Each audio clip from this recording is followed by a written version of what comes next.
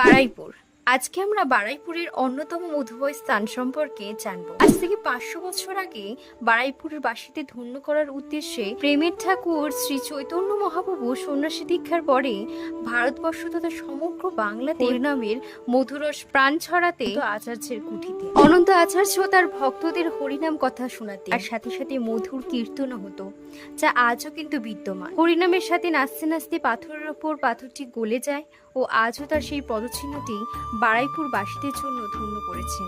সেই পদচিহ্ন দর্শনে যা আমাদের পাপ মুক্ত করতে পারে। প্রভু অনন্ত আচার্যর কুটি ছেড়ে অন্য জায়গায় প্রচারে চলে যায়। অনন্ত আচার্য যেতে দিচ্ছিলেন না, তিনি মহাপ্রভুকে প্রেমের বন্ধনে বেঁধে রাখতে চেয়েছিলেন। প্রভু অনন্ত আচার্যকে পূজা অর্চনার কথা বলেন, তার নির্দেশেই তিনি মহাপ্রভুর পূজা অর্চনা শুরু করেন। মহাপ্রভু এই স্থান ত্যাগ করার আগেই নিকটবর্তী একটি গ্রামে যান। গ্রাম সংলগ্ন একটি পুকুর রয়েছে, লোকে আসে পাপ থেকে মুক্তি হবার জন্য।